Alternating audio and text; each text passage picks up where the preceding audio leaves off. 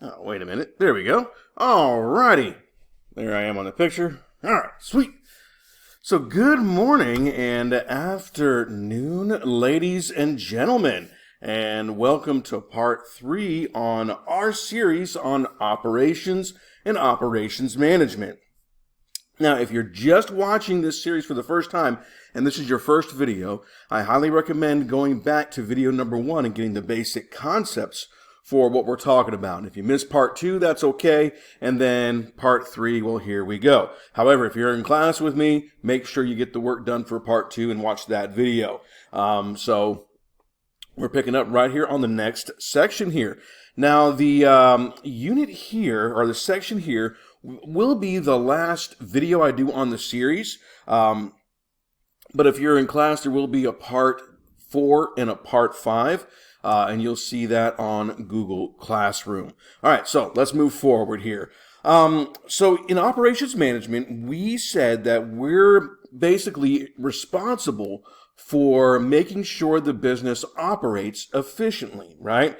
Now, let's think on terms of production and the actual items, the tangible items that a company or a business can create. All right, so let's look at the official definition here. We have the action of making or manufacturing from components or raw materials, or the process of being manufactured. So you have a production line that manufactures things, right?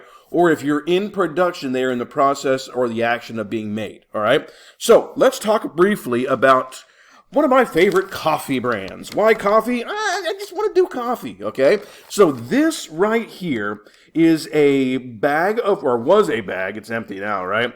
Of coffee from Death Wish Coffee. Death Wish basically started and had their ups when they were an independent company. They were a small business to begin with, right? And they increased their production line. They ended up getting a spot on the that Shark Tank show, and they got investors. And it used to be that you could only buy their products from their website. Then they increased production and demand increased production, right? So they ended up selling things on Amazon, and now you could buy these actual Death Wish K-Cups in little boxes from Publix and other chosen supermarkets. Really, really good stuff. Pricey, but tasty, right? So think about the production, right? Okay, once they get the coffee beans have to be cooked or roasted, right? Then if you're making K-Cups, okay, those beans have to be ground, and then to turn into like little fine little grounds of powder or what have you. And then you have to have the cups themselves that have the little filters in them, okay? Those are filled, sealed, and packaged, okay? So there is a production process. Now, that may not be by hand. There may be a lot of machine work involved with that, okay? So it's the process of being manufactured, right? Inventory is a complete list of items that are in stock, or the contents of a building, right? So think about when these boxes, and this is a bag, right? But think about when boxes of Death Wish coffee arrives at Publix, right? Each Publix store has an allotment of products that they sell, right? And that is added to their inventory, okay? So they are inventoried. But the manufacturer might also say, hey, we have X amount of crates or X amount of thousands of K-Cups or boxes of K-Cups in inventory, okay? Or they might have these bags filled with coffee beans that need to be ground that they're selling for those who like fresh grinding their coffee. By the way, fresh grinding coffee, so much better than store-bought pre-ground, right? Just saying, all right? So, yeah, all of that is in their inventory. But think about what else might be in an inventory, right? You got the boxes that they're containing, the K-Cups, the materials, the machinery, right? All of that is in their inventory, all right? So production and inventory. I hope we got the idea there, all right? Now, think about the process it takes, okay, to get let's just say the coffee beans. Let's just focus on the coffee beans. Let's not focus on the K-Cups or the packaging, all right? Let's just focus on the beans, okay? Now, let's say that Death Wish Coffee only gets their beans from American sources or maybe Colombian sources, right? So those are picked from the coffee plant. Okay, that's what happens. They're picked from the coffee plant. And those beans in their raw, uncooked form represent raw materials, right? So those have to be supplied to Death Wish Coffee where they could be processed and roasted, right? So they go from the fields, essentially, right? Transported over to the manufacturer, okay? If they're in America, that's really easy because they're just shipped by truck, right? But if they're coming from other places, you'll see how that's kind of complex here in a few moments, right? They're manufactured, right? And then, once they're manufactured and put into boxes and packaged up, right, they go to distributors, okay? And distributors then send out the product, right? Now, the distributor might be contracted out. They might be selling directly, so on and so forth. We'll talk about that here in a few minutes, okay? And then they go to wholesalers, retailers, and the end user, okay? The end user is the person who buys the product when it's still new, all right? Retailers, who you buy it from, all right? So in the case of, let's just pretend that these are coming to Publix, okay? You got the raw coffee. You go to the manufacturer. They are manufactured and packaged.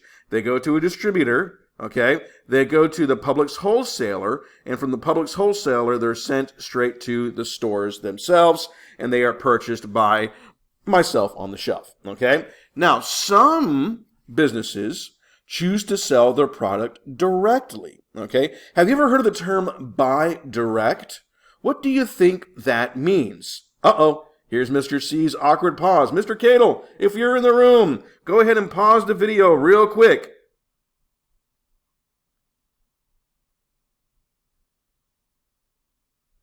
All right, so yeah, direct means direct from the manufacturer, okay? So when I first bought these, they hadn't started distributing on Amazon yet, okay? So the only place you could buy them is through their website.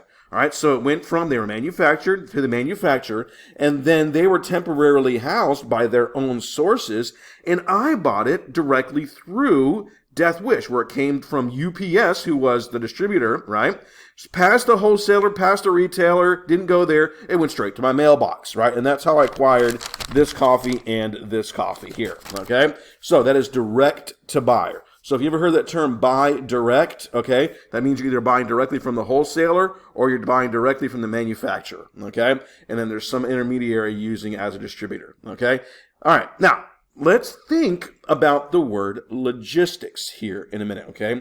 Logistics, and we're going to expand that idea, but think about how the coffee bean gets from the plant as raw material, and then how that raw material gets to the manufacturer, how that manufacturer then sends out the products, okay? How they are stored, right? How they get to the retailers, how they're stored and put on shelves, right?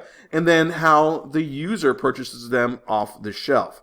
All of those processes between and the storage is logistics, all right? So, supply chain and logistics. All right, so you got the point of origin, okay? That's the manufacturer, packaging, inventory. We're not looking at the raw materials, but you get the idea here, right? And then here's the cool thing, right? If the beans for this coffee come from somewhere, say like Colombia or Nicaragua or other Central American or South American regions, okay, they're going to have to be shipped in, okay, or railed in through rail or shipping, right? Another good example of that would be the PlayStation, okay? PlayStations aren't manufactured here in America. Usually they're manufactured in like Taiwan or Japan or somewhere else, right? And then shipped over to the United States, all right? So if it's international, it goes through shipping. It goes through customs where it's checked in and approved. And that could be through water, air, or road, okay? And then it's checked in at destinations and customs. Then it's temporarily stored, okay, warehouse, wholesaler, or at a regional or national distributor or direct to customer. We talked about that. And then you ship the product out through FedEx, USPS, United States Postal Service, UPS, or through their existing trucking and fleet. And then retail represents stores, online retailers, and local markets, all right? So when you hear the word origin, hey, it's coming from its origin or its origin source. That usually means the manufacturer or the place where it's being packaged, right? When you hear it's going through shipping, that means, or transport, that means it's basically it's on the road, okay? Where it's in storage is basically where it's being housed at temporarily. And then, of course, you got shipping, transport, and retail, okay? Alrighty. Some more important terms. Here we go. All right. So if you were to purchase something, okay, you know what it is to purchase something. We see that all the time, and we do those transactions all the time, right? Whether we're at Publix making a quick purchase, they scan the product and you pay for it. That's a purchase. That's the end user transaction. But do you think that a manufacturer like Death Wish Coffee makes a lot of purchases, bulk purchases, or single purchases? Well, it depends on what they're getting, right? They have to buy their product. You see, the coffee bean growers don't just grow them and then give them to Death Wish. And Death Wish doesn't have their own coffee bean places. They buy their beans for roasting in the roasting process from the coffee bean farmers, okay? So they are making those individual purchases, all right? So purchase means to buy or approve the acquisition of goods or services needed by the company. You're making purchases, right? All right, there you go. The plants, sometimes that's where the products are being made or produced or manufactured. The supply chain, as you can see there, is the sequence or process involved in the production and distribution of something, right? Commodity is something that's worth a value. And then, of course, distribution is the process of making a product or service available for use. It can be direct or indirect, right? All right, and let's think about this in different terms here. Think about that lawn mowing business that we talked about in the other unit, right? Or in the first lesson, right? Okay, so remember in the lawn mowing service, they are providing a service. They're not providing the purchase of lawnmowers, okay? So how do they get the lawnmowers from the place where they're being stored temporarily to wherever they're doing their individual jobs, right? They are usually being transported there, okay? So they have to have the machines to do that with. They have to have the resources to do that with, right? And they have to make sure it gets there efficiently. Then when it gets there, the products have to be running and operating, right? So they are going site to site, right? And that is their distribution process. That is how they distribute their service. They load their trucks up in their trailer, right? Or the lawnmowers into the trailer, pull it with the truck to the next destination. That's how they distribute, okay? All right. I hope that makes a little bit of sense there. All right. So logistics. Logistics can be officially defined as the management of the flow of goods between the point of origin and the point of consumption. The point of origin and the point of consumption. All right. So again, going back to that other slide. Now I'll go ahead and pull it up real fast. I have no problem with that. Going back to this slide. All right. Logistics includes from the point of origin, right, to this point here. This forklift and these boxes represent logistics, okay? The manufacturer, where it's stored, okay? How does the bean get from these boxes to the ovens where they're roasted? How do the beans, when they're roasted, get transported to the ovens and processed, right? All right, logistics also represents transportation, wholesale boxing, inventory control, so on and so forth, right? Now, notice these key ideas with regards to logistics. All right, logistics must meet the defined requirements of customers or the client. All right, the defined requirements. Okay, think about that, right? What if something happened in the process, and this was a whole bag of beans, and some point in the process, this bag got so wet it ruined the beans? Would I be happy as a customer? Absolutely not. I'd have a bag of spoiled beans, right? It wouldn't be any good anymore. Okay, I couldn't use those, all right? And I definitely wouldn't have the enjoyable satisfaction when I drank the product or consumed the product, right? Now, take this a step further, okay?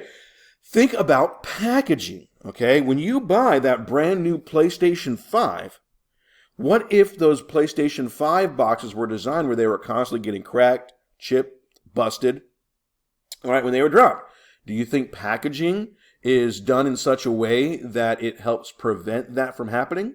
It does. Okay, so that's part of logistics. That's part of meeting customer requirements. What about frozen foods? Okay, do frozen foods have to stay in a frozen environment from the time they leave their manufacturing facility, right, to the time they get on the shelf? Yes. Yes, they got to be frozen, okay? They got to be kept at a certain temperature, right? So you got to make sure that the logistic process follows those needs, all right?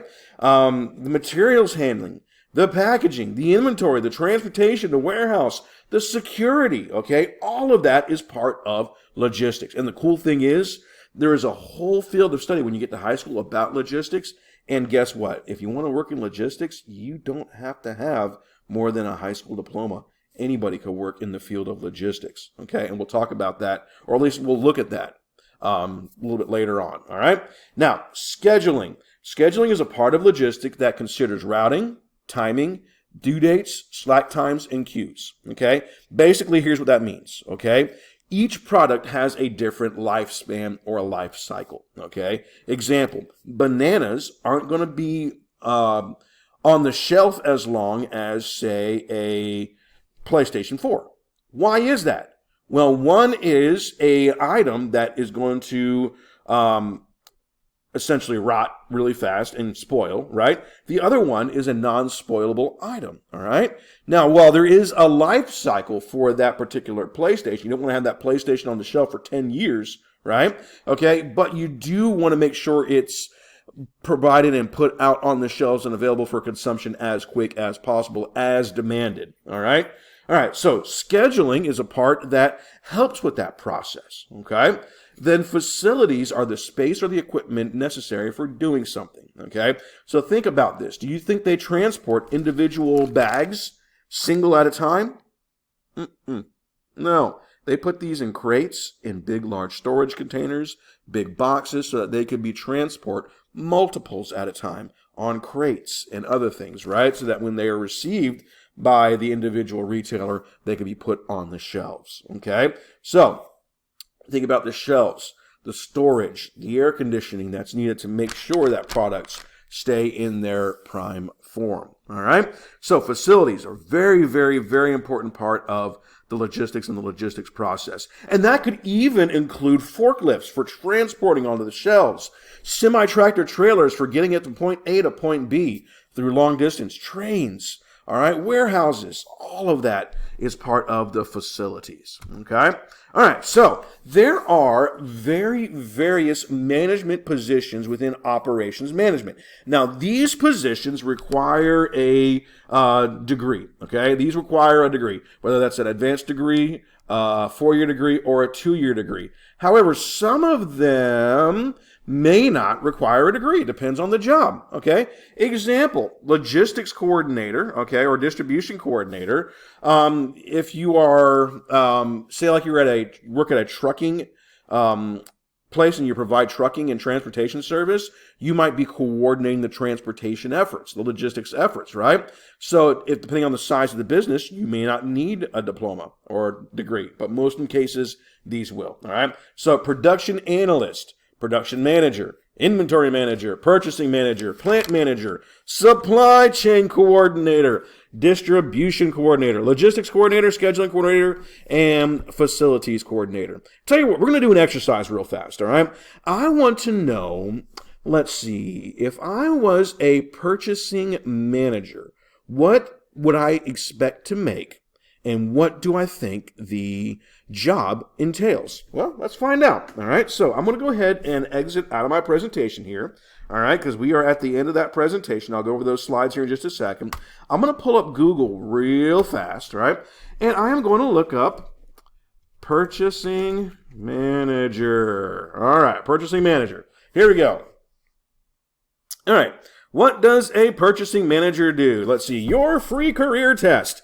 And then you got the information from Google directly over here, which comes from Michigan State University Online, all right? We'll just read this one because it's right here, right? Purchasing managers are an important link in the supply chain. We just learned about that. Serving as the professionals who are ultimately responsible for procuring or getting the highest quality of goods and service at the best prices possible, right? Which is an important contribution to the business cost efficiencies. In other words, they make sure that when the business decides to buy something, they are getting the best from that. Now, notice what it says here, entry-level education. In other words, if you want a job in that doing that, you have to have a bachelor's degree, right? Median salary, right in the middle, right? About $51 an hour. Annual pay $108 US. That's in 2015. Should you expect that here in our local area? No. Okay, that includes places up north where their pay is a little bit higher because the costs are higher. Okay, so that's just a basic outline of what they do, right? And if I wanted more information, okay, I can even go to your free career test over here. Let's see if this is an approved site. It should be, and you can get even more information about it, right? You could watch a video if you wanted to, that sort of thing. And there's a lot of great information out there. And all I had to do was look up the actual job itself. Okay, so there will be times where if you see something that you're interested in, go ahead and look it up. In other words, I would do the same for inventory manager if that's something that you think that you'd be interested in. For a scheduling coordinator, so on and so forth. All right, so with that in mind, okay, there are only a few questions on here. Okay, there's let's see here. There's one you got to answer there. We just talked about number 2 there. There's a true or false. Look, you're going to have to look this next one up right here. This one right here, you're going to have to look up a distribution coordinator and logistics coordinator. You're going to have to look those terms up and then see what they do and then compare them, all right? And then do you think they perform the same roles, all right? And don't just tell me no because they're different titles, because there are in some cases where these things overlap. It depends, right? Alrighty, and then of course the last question there. So that brings me to the end of this presentation. Now, the only thing left to talk about is the sections on career pathways. And here's what I'm going to say. I'm not going to do a whole video on this, okay, because you have the information right here on your PowerPoint, right? But here's what I want you to keep in mind. There are some jobs in here, okay, that do not require a high school level diploma, okay?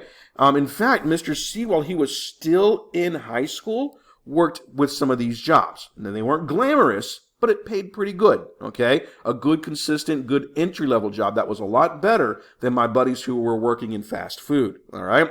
And I could even make an argument that for some of these things over here, okay, you may be able to get into this with just some additional certification, okay, and some additional training and additional job experience, okay?